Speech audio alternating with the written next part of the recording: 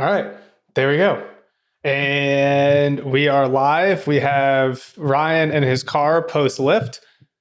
Hopefully, he doesn't have a blood sugar drop and pass out in the middle of this with the Texas heat sweating in his car. But that would make this nice and entertaining, right? But no, we are amped. Ryan, thank you for organizing this. We have Christopher. Tell me how to pronounce your last name. Is it Barakat? Barakat? Barakat. Barakat. Oh, dude. Okay, Barakat. good. I had it. Yeah. Perfect. Well, I think today we're obviously going to be talking a lot about hypertrophy specific training and putting on muscle mass, which I'm super amped for. And maybe before we dive into that, it would be great if you could give just a quick rundown, elevator pitch of like who you are, what you do, just in case we have people tuning in. They're like, no idea who you are. Let's give them Sure. the quick pitch here and then we'll dive right in. Yeah. Super quick pitch is I basically started competing in 2011 as a teenager in natural bodybuilding. And then that changed my educational trajectory. So I thought I was going to be a physical therapist early on in my college career. And then I just fell in love with learning more and more about exercise physiology as well as nutrition to maximize performance and body composition. So eventually, I got my master's in exercise and nutritional sciences, and I do a lot of research specifically in the bodybuilding realm. There's a lot of components to exercise science and nutrition science, but I basically study resistance training as a means to maximize muscle hypertrophy, strength adaptations, and also how nutrition can kind of impact those adaptations that we see. And yeah, I've been competing since 2011, competed last year with the INBF, WNBF, and also the NPC. And that's like a super brief rundown on what I do. Nice. I like it, man.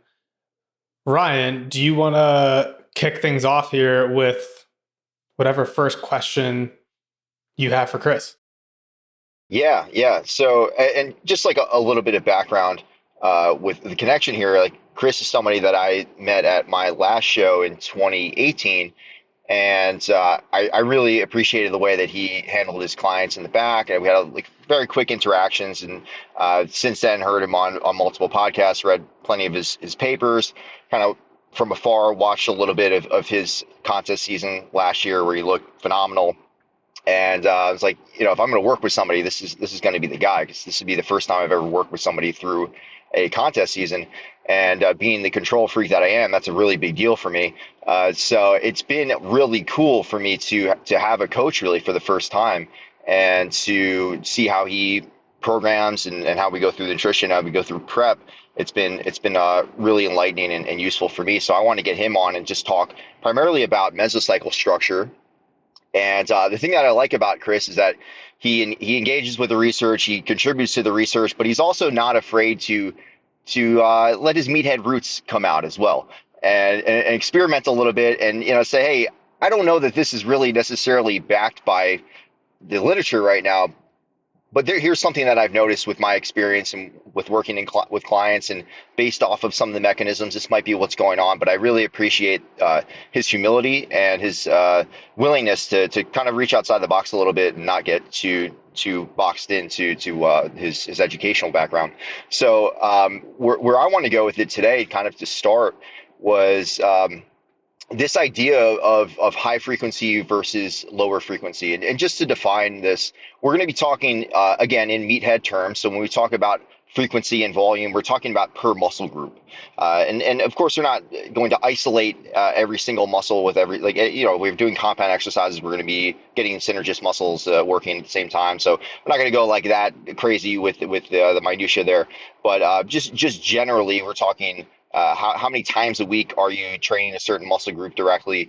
How many times or how many sets are you doing? And that's primarily how we're going to gauge volume, is sets kind of per week, and frequency will be how many times we hit those muscle groups in a week, or even in a microcycle, which will lead into which may not be 1 week.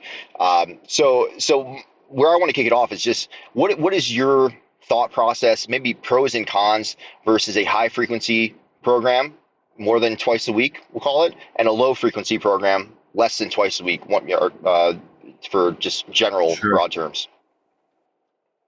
And again, a quick clarifier there before you go, Chris, for people listening. When Ryan says high frequency more than 2 times per week and then low frequency less than 2 times a week, again, we're talking not like number of training days per week. We're talking how frequently you're hitting a muscle group per week. Just want to make sure that that clarifier is there for people and we don't lose them in that conversation.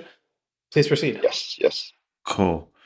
Yeah, I really appreciate that, Ryan. And I am going to answer the question, but if you don't mind, I do want to touch on a couple points you made in regards to not being boxed into the literature. So when I was a bit younger, 6 years ago, 8 years ago, 10 years ago, I actually valued the research a lot more. When I didn't understand it, I couldn't critique it. I really took it at face value and I kind of viewed it in a very black and white manner. So if so and so expert that is in the field, that isn't a evidence-based practitioner, shared a research study or shared their personal training philosophies that was backed by research, I really took that to be super important, especially if it was, regardless if it was on par with what was being practiced by some people in the space, or if it was totally different than what has been anecdotally done and what bodybuilders have seen results with in the past. As I got more and more involved in research and I was able to critique it, I started to understand that first and foremost, most of the research isn't done in highly trained individuals. So even when they use that terminology, resistance trained or even highly trained, you really need to look at like these individual strength levels, how many years have they been lifting? And a lot of times it's still far away from the clients I was actually working with. These people aren't pro bodybuilders. They're usually college students that have like an athletic background that are participating in these research studies. So I think it's just really important to not get totally bogged down in the research. I think it gives us a good direction, especially for beginners, especially for intermediates. But once you get to like really advanced people, taking into consideration their preferences as well as what you've just visually have seen worked for bodybuilders over the last 50 years, like you shouldn't throw those two components of evidence-based practice out the window just because what's being reported in the literature might be different than those two other variables. So with that said, I can definitely start and kind of get to this first question, if that's cool with you. So in regards to high frequency versus low frequency, I feel like it's basically impossible to talk about frequency without talking about total volume and without talking about intensity. So I like looking at frequency, intensity, and volume as three dials that if you manipulate one, you most likely have to manipulate another one of those two. And of those three tiers or those three variables, you could only really turn two of them up without turning one of them down. So just a quick example. If you're doing high frequency and high intensity, you probably need to be doing low volume within those sessions because you're just not going to be able to recover. If you're doing super low frequency, let's just say you're doing low frequency and low volume, you probably need to do high intensity, right? So those three are interrelated. And if you manipulate one, you need to consider what you're doing with the other one. In regards to the pros and cons of high frequency and low frequency, it really comes down to the individual's experience level as well as their preferences. So I think you can kind of get away with either or depending on where you're currently at and what your preferences are. So I can give some examples if you'd like. Yeah, totally. And I think just to kind of clarify, I guess we should at least talk about it as in a volume equated way, right? Because if we just say, hey, you're doing 6 sets per session for lats, and then you're doing 4 of those sessions versus 2, then it's like it's a completely different ball game at this point. So I'm glad you brought that up. Gotcha. So we'll frame this as in, okay, let's say it's uh, 15 sets per week. You've got either 3 or 2 or 1 or something, right? Just Cool. to kind of frame that. For sure. So let's just call it 15 sets per week for a muscle group. The benefits then of high frequency versus low frequency is like, okay, if you're kind of splitting up that volume by doing 2 sessions per week, you're probably going to be able to give the exercise you're performing for that muscle group higher levels of intensity and kind of keep performance up for those movements rather than starting off the session really strong and then seeing a drop off on each subsequent exercise. Whereas if you do a lower frequency approach, and again, volume's equated, yeah, you can hammer the muscle hard, but kind of as each exercise passes, fatigue is going to accumulate both systemically and locally. So that's where like exercise selection and sequencing becomes way more important because you can structure your workout in a very smart way to minimize how much of a negative response you get by piling in so much work in one session. So that's when you have to be a little bit like smarter with your sequencing and selection approach. Mhm. So what would that look like if we take that high volume example in a given session, in one session? You know, how would you spread that out in order to not see huge performance decrements and make sure that the quality of work is still fairly high? Cool. So generally speaking, I like to start the training session if you're doing a bunch of exercises for one muscle group. So it's a high volume session, low training frequency throughout the week. I'm going to start the session a lot of times with exercises that overload a muscle in its shortened position because it's very demanding to get a muscle fully shortened, fully contracted. So I'm probably going to start the session with something like that. At the same time, exercises that do train a muscle in its fully shortened position, it doesn't create a lot of muscle damage, right? So the strength drop off that you're going to see on your subsequent exercises isn't going to be that much compared to if you started with a exercise that starts in a lengthened position first. So long story short, I kind of start with movements that overload the shortened position to start off the session. Then I get into like those meat and potato compound movements that can look like a squat, that can look like your bench press, whatever it may be. So kind of meat and potato compound lifts. And then I finish off a training session with exercises that overload a muscle in their lengthened position, create the most amount of damage because there's nothing really following up after that. And the session's going to be over. So your subsequent exercise performance doesn't matter. So that's a general way that I would kind of sequence an entire training session if I'm doing a lot of volume for one muscle group in one session. Got it. I love Cool. that. That makes so much sense. Just like the structure in terms of going like shortened, compound, lengthened, and how you sequence that over a training day. Could you Mm-hmm. potentially just give like one example of like, say you wanted to do this for quads, right? Sure. Like, what would that sequence look like in a training day of going kind of like something shortened into a squat and then something lengthened for that muscle group? Cool. So let's say we're doing a quad focused leg day. It can look like starting off the session with leg extensions. Again, like the repetition range for each exercise is kind of going to depend on the like what's the smartest rep range for that exercise, like what's best equipped for that exercise. So something like a leg extension to start.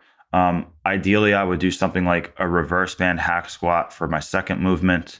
Again, because even though you can overload that lengthened position at the bottom of the squat, that reverse band is actually going to make the concentric harder and harder as the quads are shortening through knee extension. Then maybe I would get into something that is really difficult in a lengthened position, like a step up or a Bulgarian split squat, right?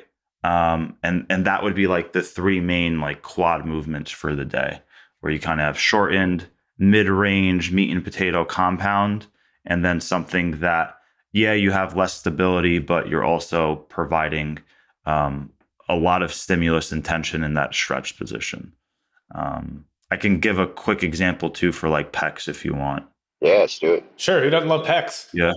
Yeah. So something for like, let's say you're doing a chest focused day. It can be starting off with like a pec deck fly rather than something like a dumbbell fly, right? Because you're going to get a fully shortened pec here, maximum tension in that shortened position, whereas the dumbbell is going to have maximum tension in that lengthened position. So something like a pec deck fly, then your meat and potato presses, so maybe a incline dumbbell bench, maybe also a decline dumbbell bench after that to hit a different portion of the pec. And then maybe you finish off with cable flies or dumbbell flies.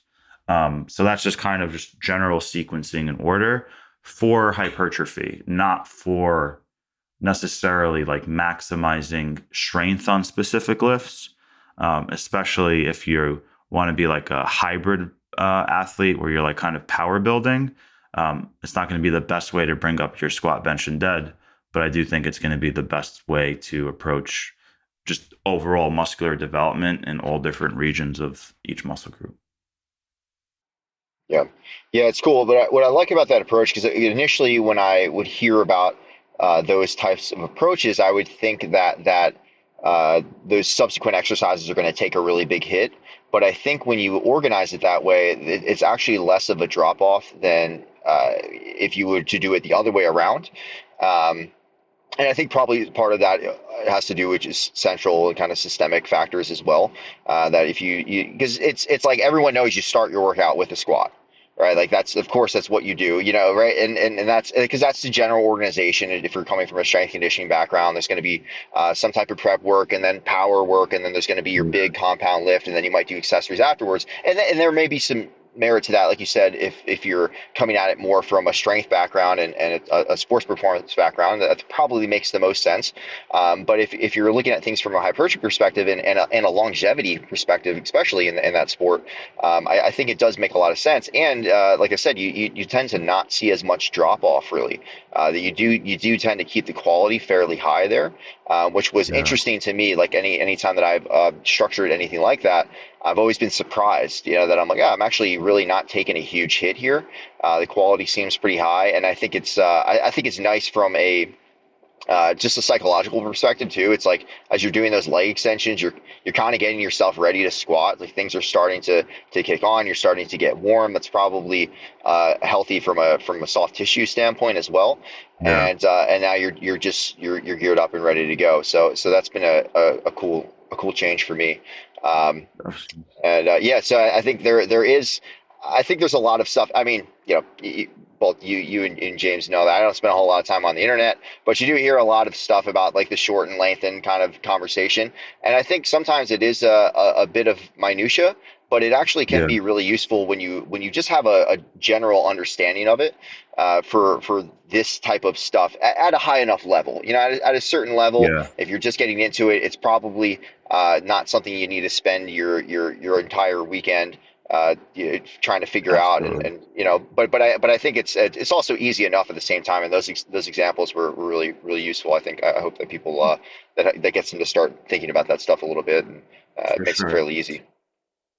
Yeah, if you don't mind, I also want to share like something I experienced with one of my training partners that's on the same topic. Yeah, sure. We used to do certain leg days together, and we always started off our leg day, at least one of the sessions, with lying hamstring curls. We then moved into squats, and then we got into RDLs.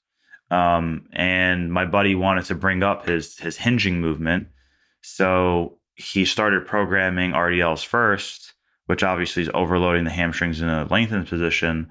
Um, and his RDLs went up just a little bit, like very, very slightly, but his lying ham curl took like a massive hit in Mm. performance. And his hack squat took a I was gonna huge say the hit in squat probably did performance. too. He's Yeah. started with something that's like really systemically fatiguing. Whereas when you do that lying hamstring curl first, that's the shortened exercise, so to speak, do another meat and potato compound, and then get into RDLs, his RDL performance was excellent. So it was just, again, like in the gym, in the trenches, these things matter. And if you're trying to make progress, like microcycle, meso to meso, just being smarter with these small details can go quite a long way. And it's just going to improve like not only performance from session to session, but can also potentially have, it almost seems like you have less to recover from just because things were programmed smarter. So yeah, it's definitely things to take into consideration.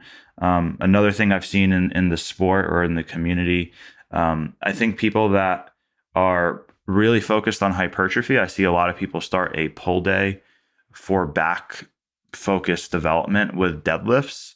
And I feel like that's just a really easy way to make sure that your pull downs and your rows are going to take a huge hit.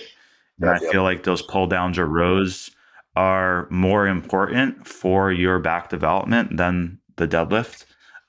So yeah, just things to consider there. You don't have to program like the same exact way you see your favorite person on social media doing it. Like you can think outside the box and challenge what they're doing and experiment with a different approach and see how it kind of favors you or not. Yeah, cool. I got one more quick question about the shortened versus lengthened conversation, Yeah. because I think sometimes it sounds like this like voodoo thing that like it's like, hey, you either know or you don't know. You know, like what like how what's an easy way that you would teach someone to understand if it's overloaded in the shortened position or it's overloaded in the lengthened position? Let's take your Uh, hamstrings or any just in general, really, not even a certain muscle group, just so people can kind of think about this stuff themselves and how would you look at an exercise and figure that out? sure. So if you have some understanding of just anatomy and kinesiology, that's going to be your best way. So I mean, something like a hamstring, you're asking, okay, what's the functions of the hamstring? It's knee flexion and hip extension. So fully shortened hamstring is going to be a fully flexed knee and a fully extended hip. So you have to have some sort of understanding in regards to um, anatomy and kinesiology. You can also ask yourself, like, okay, how do I stretch my muscle? So how do you stretch your hamstring? You're extending, you're flexing at the hip, and you're trying to touch your toes. That really mimics an RDL, right? So that's basically your fully lengthened hamstring. Extension How flexion. do you stretch a pec? You're kind of doing like a doorway. You're doing like a doorway stretch to stretch your pec. So like a dumbbell fly is overloading this lengthened position. So you have to have some sort of understanding of anatomy and physiology. Um, but you can just kind of ask yourself, like, how do I stretch a muscle? Okay, that's going to be its fully lengthened position. And then maybe if you know your agonist and your antagonist muscle, that also can help you understand what the shortened position and lengthened position is. But yeah, there needs to be like a little bit of baseline understanding there. James, do you have any other questions in that conversation there?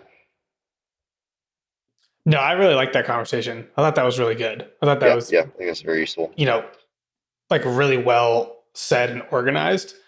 Um, Cool. yeah, I think anybody listening should be able to follow along with that pretty simply and then actually take and apply that for themselves. Like if you want to go through a phase of training where you really do want to focus more on hypertrophy and putting on muscle mass, I think just like being able to have a better concept of the organization of a training day is huge, right? Because it's like if you can't organize a day well, then like we don't need to talk about micro mesocycles and all this other stuff. Like you like we got to start at point number one, which is like, hey, like, Very true. we just need to have a well organized training day. Because it's like if you can just have a well organized training day and you can do that, 4 times a week, and you can just keep adding volume and load, you don't need to be a rocket science, like make pretty decent progress for yourself. Because Yeah, it's like in my mind, like that's the sort of thing that's pretty easy to teach people. It's just like, hey, here's how to do a training day. Run this. When it stops working, then you probably want to come talk to me, Totally. because I can't teach you how to like really do like legitimate micro, meso, macro cycle stuff. Like yeah, that takes way more nuance and experience.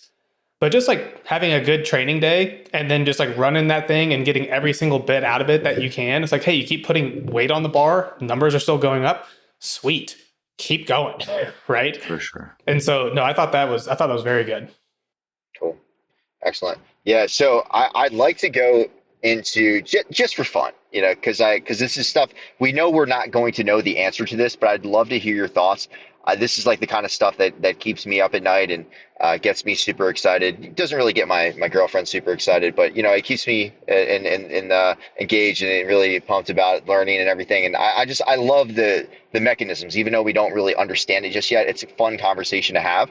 So when I look at something like 1 time a week volume bomb, regardless of how you structure it, hopefully we structure it in an intelligent way where the volume is still really high quality throughout the session. When I hear that, I'm Yeah. almost thinking like energetic demands. You know, like there's definitely going to be significant tension on the muscles. But the thing that to me that's very different about that type of day compared to a higher frequency day, and again, we're comparing the same amount of volume, weekly set volume throughout the week. The thing that's different to me and about that type of day is that it's like this repeated effort, which is going to require more energy. It's going to require more turnover of ATP. We're probably going to run through more glycogen, and that's going to have maybe some type of different effect and some type of different adaptation to some degree. It's just a different demand. So when I think of these volume bombs, these big days where you're just doing a bunch of volume for one body part or a couple of body parts in a given day, I think that there's probably some level of stress to the energetics of the cell, more so than we would get if we were doing, say, 5 sets compared to 15 sets or something. So, do you think there is anything unique about that stimulus? And I know we've talked a little bit about this. Like sometimes, especially at a certain level, it's really useful just to get that volume bomb. And I will say anecdotally, like doing that anytime that I've done that for arms, and I've done because mostly done higher frequency stuff. But when I've done some of these lower frequency, higher volume per given session splits, it seems like my arms in particular respond really well to that. So just Yeah. as kind of an anecdote, it's just interesting. So do you think there is anything unique about those high volume sessions and just like for fun, like what do you think is going on there? Okay, I'm gonna try to give a super thorough answer, and it's gonna be long-winded. So Sweet, prepare love it. yourselves. All right, I'm gonna talk a little bit about just volume in general at first, and then dive into like the volume bomb for the higher level athletes. So when you look at the research, when you look at meta-analytic data, this number of 10 to 20 sets per week per muscle group is what gets thrown out, and I think that's a really good sweet point. I mean, to me, it's a pretty wide range, but there's so much inter-individual variance that there's a few things about like the volume, intensity, and frequency thing that like my philosophies are much different than a lot of other people in the evidence-based space. So I'll kind of just quickly touch on that and then talk about this volume bomb. I think when you're a beginner, you can start at the very, very low end of your volume requirements. 4 sets per week, 6 sets per week. If you're a true beginner, you can technically grow with 1 or 2 sets per week, right? Because it's a stimulus. So it depends where you're at. But when you're a true beginner, I think you should milk and get away with as the least amount of volume that you need to do to get good progress, right? Week to week, month to month, whatever it is. Absolutely. I think over time, for you to develop the skill of lifting and to become more proficient at certain exercises, develop that motor control, you need to increase your volume because you're probably training more movement patterns now and you just want to practice that movement pattern more to become proficient in the movement pattern. So that's kind of like your intermediate space. The thing where I Hmm. disagree with a lot of people in the evidence-based space, I think just because you're more advanced and you have more training experience does not mean you need more weekly volume. I think what ends up happening is your strength levels become so much higher and your skills already so much higher. You can start to get away with less weekly volume um, because the strength is there and you're proficient at the movement. So the quality is automatically better than it previously was. Um, With that said, when you start off, you can just kind of stick to the simple movements, the compound movements. You don't need to think about hitting each muscle group from every angle and hitting every region of the muscle.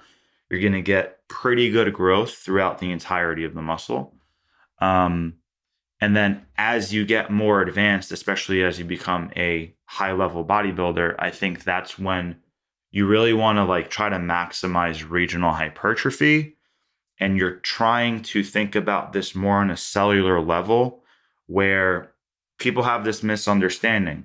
A muscle doesn't grow from origin to insertion point. It's not like these muscle fibers are running the entire length of skeletal muscle, right? So at the cellular level, we're getting really, really small growth of one myofiber over and over and over, and eventually then the entirety of the skeletal muscle grows. But we understand that certain regions of muscle grow better depending on the exercise you're doing because of the stress placed upon it during that exercise. So with all that said, if certain regions are growing more with certain movements, when you think of this muscle protein synthetic response, MPS isn't going to be the same at every single region of the muscle as well.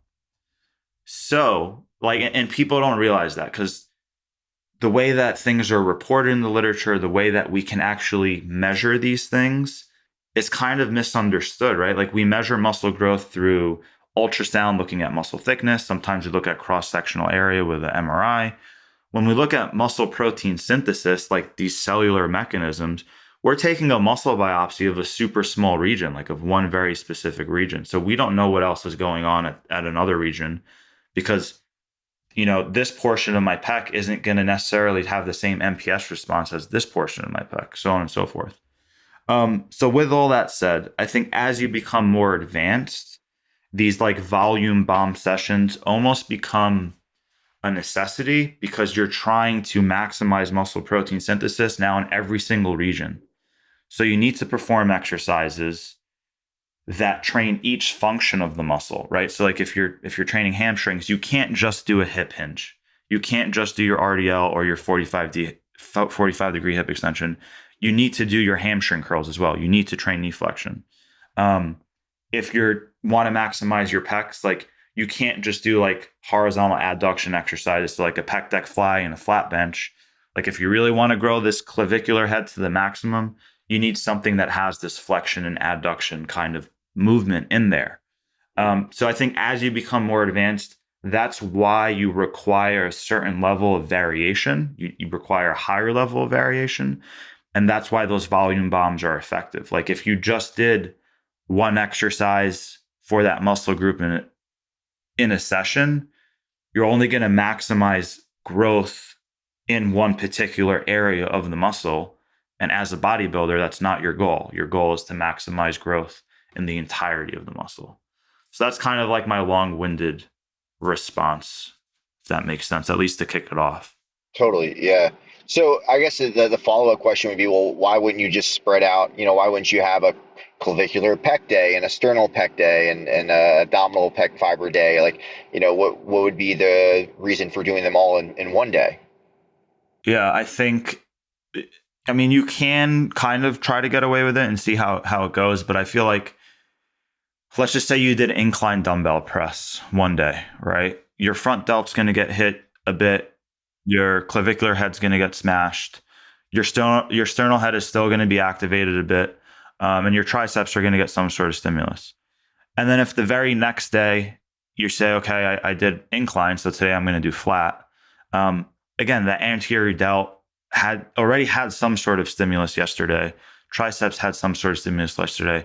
I feel like you keep turning on the growth signal without allowing for true full recovery. So I think as long as you're sequencing exercises in a smart way, you're better off kind of blasting it in one session with doing a lot more exercises, giving it 72 plus hours to fully recover, and then getting after it again, so to speak. Mm-hmm. I think that can be potentially better. Yep. And then I also kind of, when you look at soft tissue, if you're doing like a press every single day, are your shoulders and elbows going to kind of keep up? If you're squatting only, you're squatting one session, then you're leg pressing, then you're doing knee extensions and you're splitting up your quad work. Like, are your knees going to just feel good by like doing a maximally loaded lift more frequently? So soft tissue stuff can also be a reason why it might not be the best. But I think there's different inter-individual responses that maybe for someone and their preferences and their enjoyment, maybe for someone it is better for them to spread it out throughout the week. Whereas for someone else, like for me as a bodybuilder, like if I just do one exercise, yeah, I might get like a decent pump, but like if I do 4 exercises for that muscle group, like I'll have a great pump and kind of have like just a greater overall enjoyment of the session. And I'm like, all right, my back work is done for the day, my chest work is done, whatever it may be. So yeah, there's a lot of ways to approach it, but that's one reason why I'm a fan of high volume sessions for more advanced athletes, to a certain extent, right? Yeah, I think that Totally. just chiming in super quick here, I think that that makes a lot of sense because we talk a lot about from a macro perspective, like a bird's eye view, this concept of trying to Yeah, consolidate your stressors, right? Like you go all the way back to like yeah, Charlie Francis when he starts writing about this concept of you need to consolidate stressors.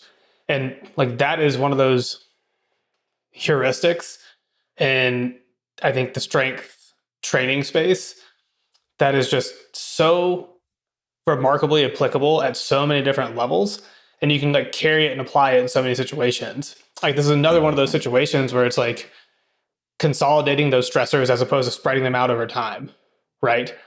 It's the same, like you go back to Charlie Francis' example, obviously he was dealing with sprinters, right? And his whole thing was, okay, well, if I'm going to train a world-class sprinter, why would I want to do anything with him between say like 70 to 90% output, right? He's like, I'm working hard enough to not recover, but I'm not working hard enough to get faster, yeah, right? So he pretty much comes in and says, cool, well, we're either doing sprint work over 90% or we're doing tempos beneath like 70%. And it's just like, I think from a conceptual standpoint, you can just like take that and it bleeds into so many things that we do here in training. Like that's just like one of those things. I'm like, if I can get anything across to people, if you can just like yeah, grasp this one concept, I think it will be so enormously beneficial for like literally any training endeavor that you go on. yeah. No, that's a Yep. great point. I kind of want to make a similar point in regards to just like beginners and their volume. It's an example I've used before or an analogy I used before. I think bodybuilding has been like misapplied to the general public because of what pro bodybuilders do and what has been shared in like the old school bodybuilding magazines, right? Like if you pick up an old Flex magazine and you get a pro bodybuilder's workout, they're doing a chest day and a back day, and let's say they're doing 12 to 16 sets for that one muscle group. Like, Jimmy Smith and Jane Doe down the street that don't really lift ever but want to get into lifting, they might pick up that workout and then go do 12 sets of chest one day, and then they're absolutely obliterated and they're sore for 6 days. And it's like, why did you do that? And it's like, well, that was the only information I had available to me. Like that's what the pro bodybuilder does. And then my thought on that is like, well, okay, if you want to, improve your fitness level cardiovascularly, like a marathon runner, like you're not going to get off the couch and go run a marathon. Like you're going to jog 1 mile if you're lucky, and then eventually do a mile and a half, and then eventually do 2 miles. So it just blows my mind that people in the resistance training world, like a true beginner, you should be able to get a great session in like literally 25-30 minutes. Like just because the pro bodybuilder's training session is taking them 90 minutes, that is not what you should be doing. But most people like pick up a program off of social media, or they see something in a magazine or somewhere online, and they're literally doing something that is just so inappropriate for their level of skill and experience that, I mean, if you just use like the running example that you used with the sprinters, or just that basic level of knowledge of like, if you want to start running, you're not going to attempt to run 10 miles. Like you're just going to start with one and see what happens. Yeah, that can just be applied across the board for sure. Totally. Yeah, it's cool. Like what I like about it is it also from a systemic standpoint, it's good to have. I mean, another Charlie Francis thing is like these high low days, right? Um, and I always if we try to think about how do we program that in for bodybuilding? Does that mean I have a day where I'm doing just 10 RIR on everything, or like a 0 RPE or something? Like what am I supposed to do here to have these low days? Well, like it's more coming from a systemic and central standpoint, and that like the low day just ends up being an upper body day, pretty much. For the most part, you're going to train even if you train as hard as you absolutely can, you take everything to failure on an upper body day, like a chest and back type of day. It's a Mhm. difficult session, but it's not going to destroy you like a lower body day will. So it's kind of Sure. it's kind of baked in if you're doing that. Whereas if you're doing a higher frequency program, every day kind of ends up being somewhat of a moderate high day, which Sure. maybe there's some merit to that. I think probably more on the strength side, but it's just an interesting concept. I think that going back to what you're saying before of just having those from a bodybuilding perspective, like having these synergist muscles that people don't really think about. I'm really glad that you brought that point up, because I think when people start to get into this regional hypertrophy stuff and they start looking at these very specific exercises, they kind of forget about the other stuff. They forget about Yeah. there's other joints involved. Usually there's other muscles involved. You can't really avoid that with most of these things. And we start that protein synthetic response with muscle protein breakdown. Like that's kind of the signal for this response. So if we're just constantly driving muscle protein breakdown, we might not have enough time for that synthetic response to take it back up and have that refractory period where things come back down.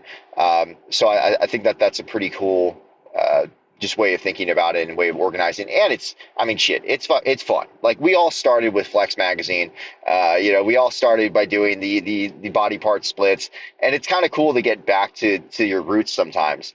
And For that sure. to me has been really fun having some of these days where it's like, a lot of my days are kind of a blend of stuff, but there are like, Yeah. there's like a push day off right. Like I haven't done that since I was in high school. Yeah. It's really fun actually, and I think it's helping me to recover in between sessions. And like that was a note that you gave me when we were looking at my previous contest season in 2018, where it just looked like I was just kind of getting smaller and smaller over time. And you're like, hey, that could be a result of doing this higher frequency training, where it's like, especially when you're in a caloric deficit, you're probably not going to recover. So just real quick, if you want to maybe touch on that, I have a feeling it's not going to really change the answer too much. But is it any different in terms of the microcycle structure when you're in a caloric deficit? How do things change? And as a caveat, like you're actually lean. You're not like 30% body fat and in a caloric deficit. We're talking like as you get into those, sub 15 Yeah. for a male, maybe sub 20 for a female, something like that. For sure. So for me, my microcycle structure and like just general split wouldn't necessarily change much, whether I'm in a surplus or a deficit. The thing that does change the most is when I'm in a deficit, I end up just taking more recovery days kind of as needed because I feel like I am not prepared to train today. So I always tell people I would rather you train less frequently and have more 8 out of 10, 9 out of 10 training sessions than train more frequently and have a bunch of 4 out of 10, 5 out of 10 training sessions. I used to be that kid in college too that I'm tired as shit, had a, 12-hour workday. I'm like, oh, got to go train, got to be hardcore. And, you pick up that 45-pound plate and it feels like it's 90 pounds. And you're like, Like who changed these well, this plates, is going man? to be a shitty session, but, I'm fucking here. So it's Yeah. cool. Hashtag grinding. Um, yeah, so like I used to do that. And then this past prep is where I really realized where I was like, yeah, I'm not ready to go to the gym today. And I really want to match my performance or beat my performance from last micro. And I just don't think I'm going to do that today because I feel pretty shitty. So I would just take the day off, go on the next day, and I would smash it. And I was very, very happy with that. And I think that really helped with keeping my size while I was cutting. And then when I'm in a surplus, the only thing that really changes the split can change.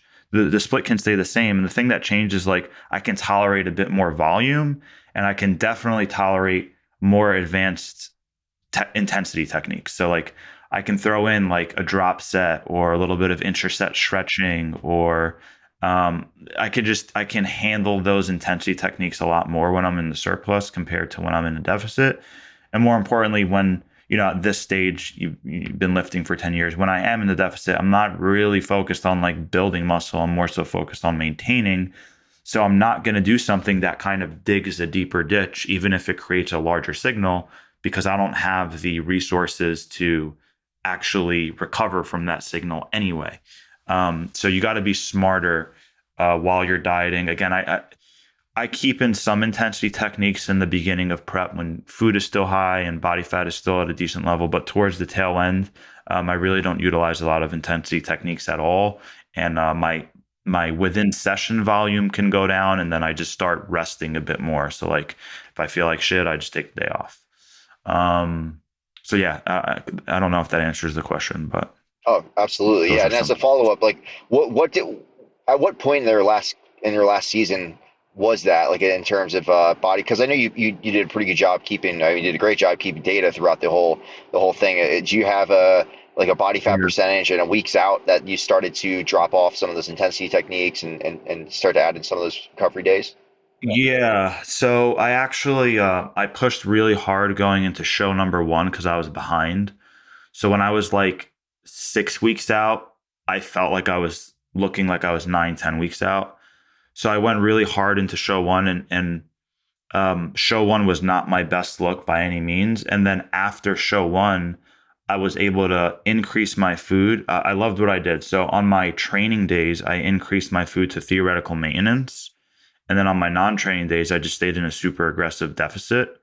So my weekly caloric balance was still a caloric deficit. So I actually, like my DEXA data showed that I regained all of the muscle that I lost when I pushed really hard for 6 weeks to get to show one, and I kept losing fat. So I had a sick recomp where like I regained like 3.5 pounds of lean mass and I lost like 6 pounds of fat mass or something.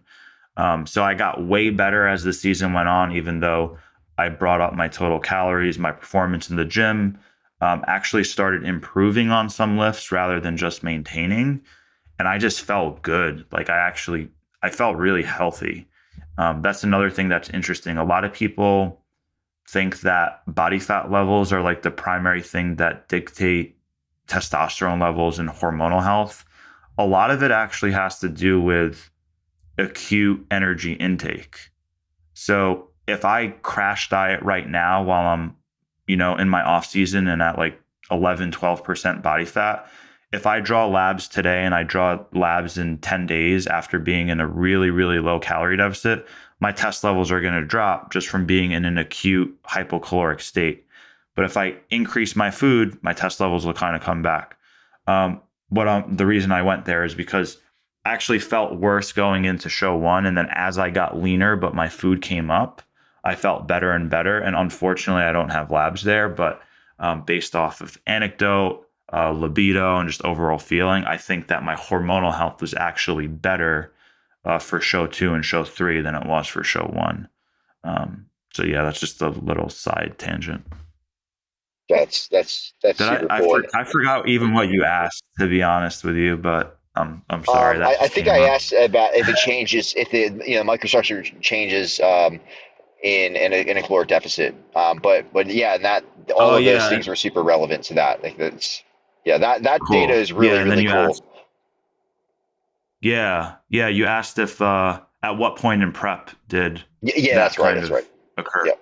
Yeah. So, um, yeah, like when I pushed really hard, it was more of just like my caloric deficit was really aggressive. My training approach in the gym stayed the same. I wasn't like really doing a lot of intensity techniques. And then as I actually brought food up, depending on how I felt, I would actually like sprinkle in an intensity technique, but do like one less set. So sometimes it was just like more of a time efficient thing. Like, quick example, if I'm doing preacher curls, rather than doing two working sets at the very tail end of my prep, like sometimes I would just do one working set, but make it a drop set. You know what I'm saying? So it's like, to me, it was like a similar amount of stimulus, but it was a little bit more time efficient. And I was still able to have like fun and like auto regulate and just like fucking enjoy myself in the gym.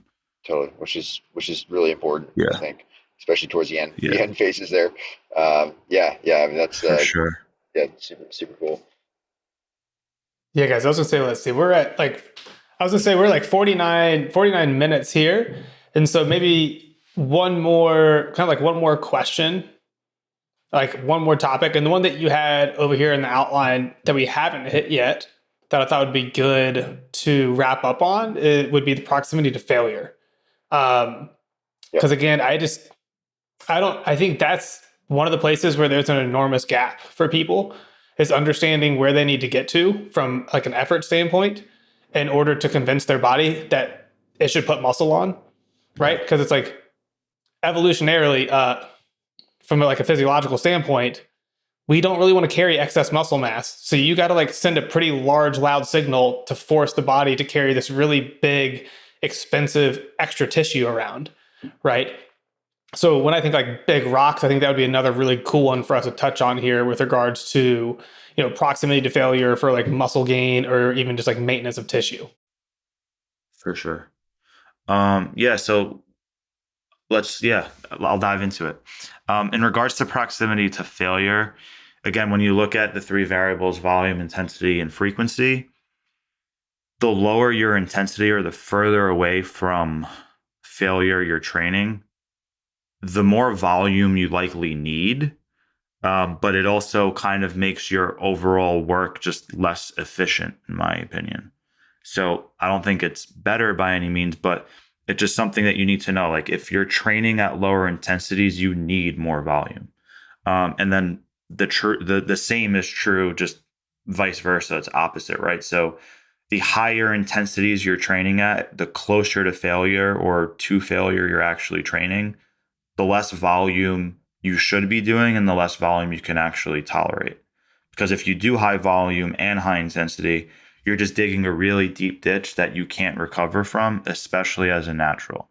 So I just want to quickly go back to the whole Flex magazine thing. Yeah, those workouts that you're seeing from the pro bodybuilders doing 12 to 16 sets for one muscle in one session, you also need to consider that they're on anabolic steroids, so their recovery capabilities are greater. So that's just another issue where like, just because they're doing it doesn't mean it's wrong for them. Like they're actually able to recover from that, but you're not going to be able to recover from that. Um, with that said, I think it's important to train pretty darn close to failure. And it is something that you learn over time. And that's another reason why when I was talking about this volume thing, I think when you start with really low volume because any sort of signal is going to be anabolic and drive a positive response. As you're an intermediate and you're developing these skills and better motor control, you kind of just require more practice. So doing more volume is more practice. Um, and then where was I going with this? And then as you become stronger and stronger, now the quality of your work is higher. You actually know what training to failure is like.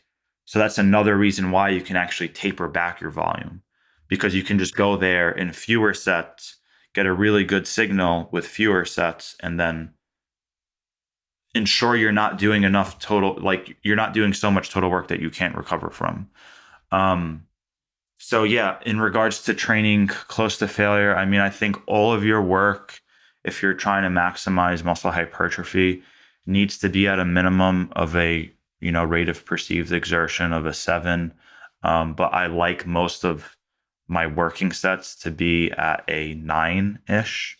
Where like again, if you're doing something and it's pretty movement specific. So if I'm doing something like a hammer strength incline chest press, I'll train at a 10. Like I'll literally perform that exercise until I cannot perform another rep. Like there's nothing wrong with doing that. Like my body's going to recover from that.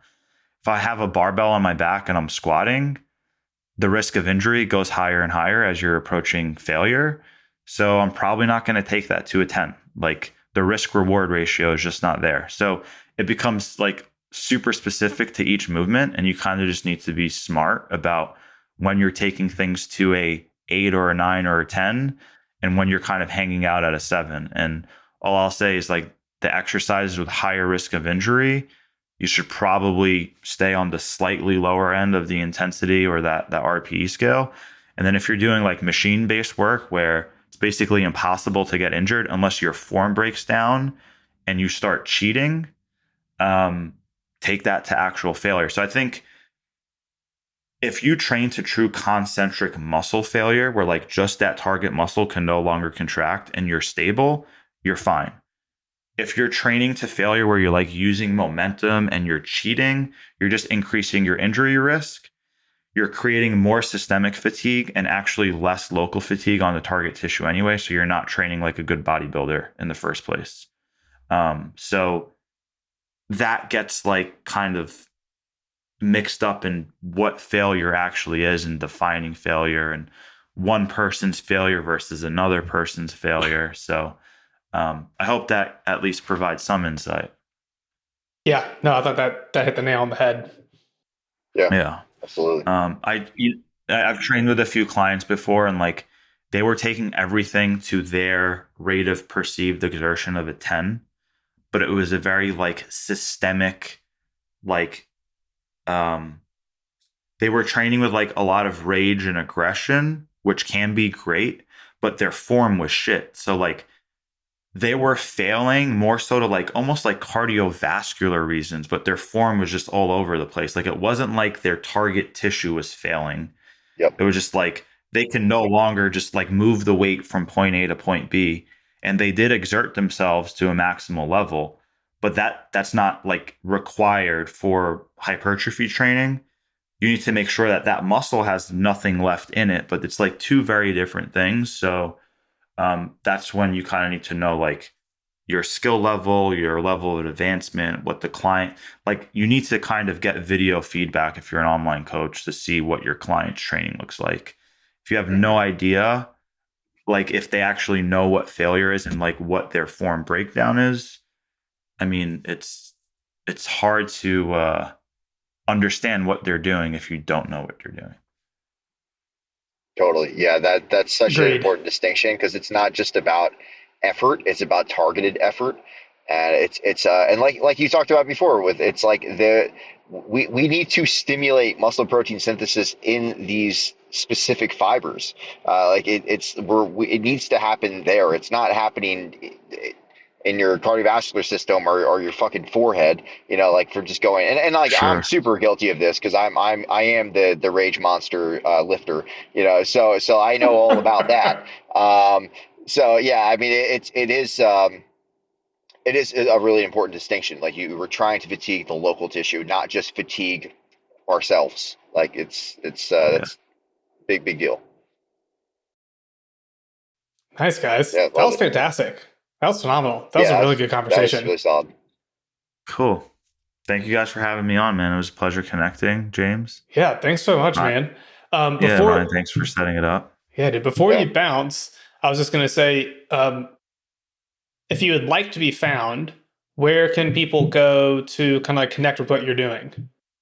Yeah, absolutely. You guys can check out my website. It's just schoolofgains.com. Gains is spelled with a Z. Obviously. And you can just also search on Instagram basically. It's just my full name. It's at Christopher.Barakat. I used to be super active on there. I've been like super MIA and super hush quiet. Jealous. I But hate social on the media. website you can find like the research, the published articles, the blog articles, and there's plenty of free content on there as well as some paid content like training programs, a really good nutrition ebook. So yeah, just plenty of resources there as well. Awesome, man. Well, thank you again so much for coming on. Folks, hope that you guys enjoyed it as much as Ryan and I enjoyed getting to partake in it. But have a fantastic rest of your week, and we'll talk to you guys next Monday.